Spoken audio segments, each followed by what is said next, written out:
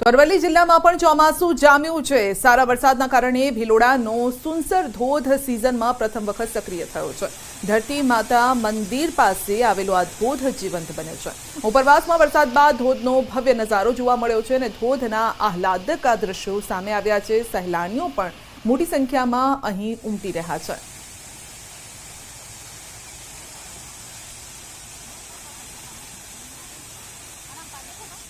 तो મહેસાણાના હાલ પણ કંઈક આવા જ છે। મહેસાણામાં 6 કલાકમાં 5.5 ઇંચ વરસાદથી અત્ર-તત્ર સર્વત્ર પાણી જ પાણી થઈ ગયું છે। મહેસાણા શહેરમાં પડી રહેલા વરસાદના કારણે વહેલી સવારે નોકરી ધંધે જતા લોકો અટવાઈ પડ્યા છે। જો કે હાલમાં મહેસાણામાં ગાજવીજ સાથે વરસાદ વરસ્યો છે। ધોધમાર વરસાદના કારણે રાધનપુર રોડ, માલ ગોડાઉન રોડ, બસ સ્ટેશન વિસ્તારમાં પાણી ભરાયા છે। ગોપીનાળું અને ભમરિયા નાળામાં પણ પાણી ભરાતા મુશ્કેલી વધી છે। મહેસાણામાં ઠેર ઠેર પાણી ભરાઈ ગયા છે।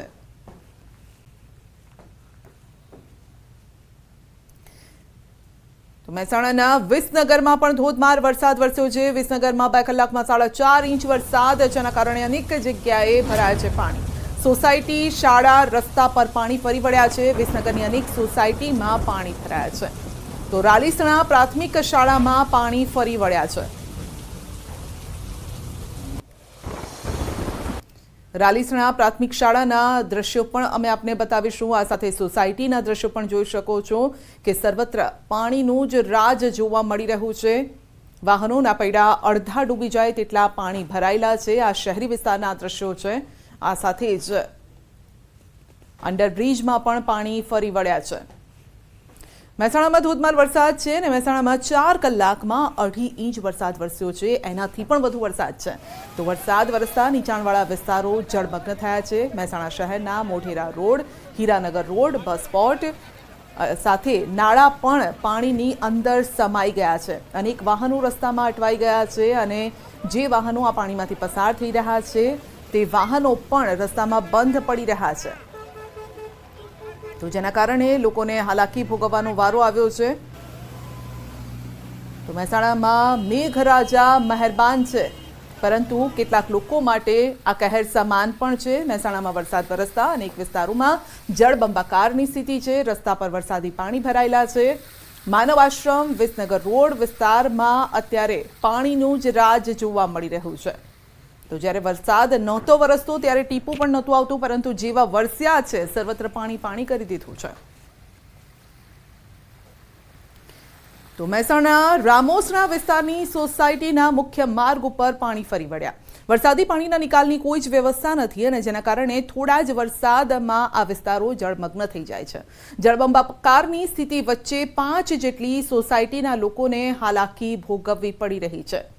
તો મહેસાણા જિલ્લાના દ્રશ્યો છે, જ્યાં સોસાયટીમાં પણ પાણી ફરી વળ્યા છે। મુખ્ય કારણ એ પણ છે કે પાણી નિકાલની કોઈ જ વ્યવસ્થા નથી।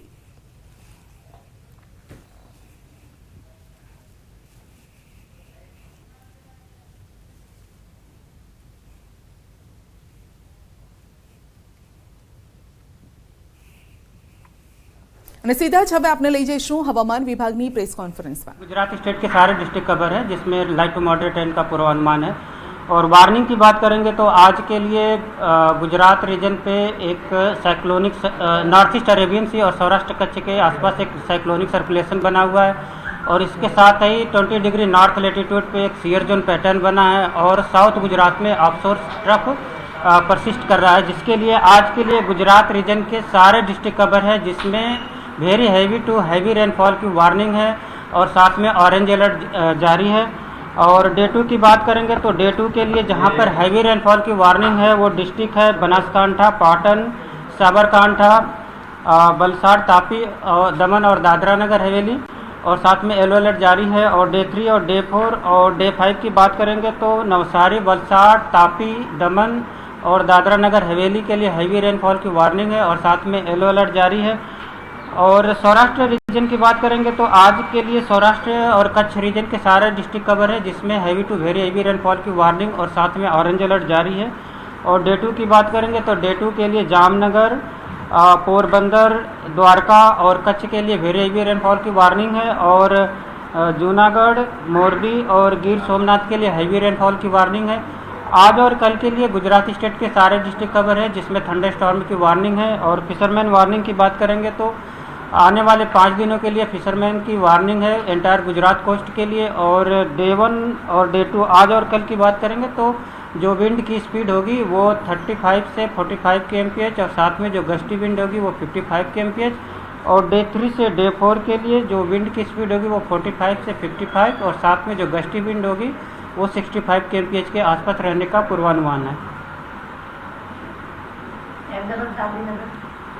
आज अहमदाबाद और गांधीनगर के लिए वेरी हेवी रेनफॉल की वार्निंग, साथ में ऑरेंज अलर्ट और थंडरस्टॉर्म की भी वार्निंग है।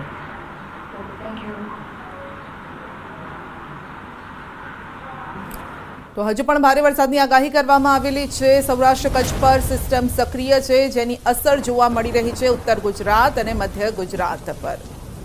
ગુજરાતના તમામ જિલ્લામાં વરસાદની આગાહી છે, ખાસ કરીને દક્ષિણના કેટલાક વિસ્તાર, ઉત્તર ગુજરાત માટે અને મધ્ય ગુજરાત માટે પણ વરસાદની આગાહી કરવામાં આવી છે।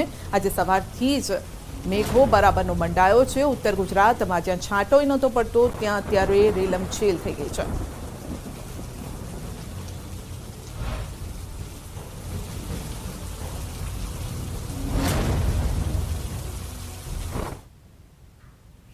તો અમદાવાદમાં વિરામ બાદ વરસાદ શરૂ થતા પાણી ભરાઈ ગયા છે। શહેરના અનેક વિસ્તારો પાણીમાં અત્યારે ડૂબી ગયા છે, અનેક લોકો પણ ફસાઈ ગયા છે, અનેક લોકો વાહનો પણ ફસાયા છે, અનેક લોકોના વાહનો ફસાયા છે। રસ્તા પર પાણી ભરાતા લોકો તંત્રની કામગીરી પર સવાલ ઉઠાવી રહ્યા છે અને સાથે રોષ પણ ઠાલવી રહ્યા છે। ખાસ કરીને જે કામ અર્થે બહાર નીકળ્યા છે, જોબ માટે નીકળી રહ્યા છે, તે લોકો આ પાણીમાંથી જ પસાર થઈ રહ્યા છે અને જેના કારણે તેઓ રોષ ઠાલવી રહ્યા છે। તો એક જ ઝાપટું પડે છે ને તેમાં પાણી ભરાઈ જાય છે। પાણીનો નિકાલ થતાં પણ થોડો સમય લાગે છે, જેના કારણે લોકોનો રોષ ભભૂકી ઉઠી રહ્યો છે। તો આ સાથે અનેક લોકો ભ્રષ્ટાચારના પણ આરોપ લગાવી રહ્યા છે, કારણ કે લેવલિંગ, રસ્તાનું જે લેવલિંગ છે એ યોગ્ય રીતે નથી થતું, જેની સામે લોકોનો રોષ છે।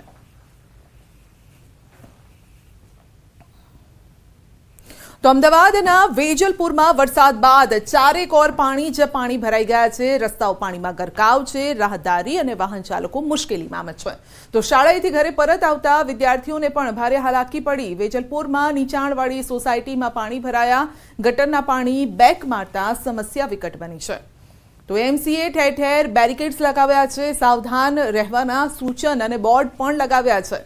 શ્રીનંદનગર સોસાયટીમાં પાણી ભરાતા સ્થાનિકોને હાલાકી છે। શ્રીનંદનગરનો વિભાગ 1, 2, 3 પાણીની અંદર છે। લોકોના ઘરમાં પાણી ન ઘૂસે તે માટે પાણીનો નિકાલ પણ શરૂ કરાયો છે। મોટર મૂકવામાં આવે છે। સોસાયટીમાં પંપ મૂકી પાણીના નિકાલની કામગીરી પણ હાથ ધરાઈ છે। થોડા વરસાદમાં પાણી ભરાવાની સમસ્યા છે અને આ સમસ્યા વર્ષો જૂની છે, પરંતુ તેનો ઉકેલ હજુ સુધી નથી આવતો। તંત્રને રજૂઆત કરવા છતાં કોઈ ઉકેલ નથી આવતો, કારણ કે આ વિસ્તાર પણ નીચાણવાળો વિસ્તાર છે। તો જે પ્રકારે વહેલી સવારથી જ વરસાદ જે છે તે અમદાવાદમાં થયો હતો ને જેના કારણે અમદાવાદમાં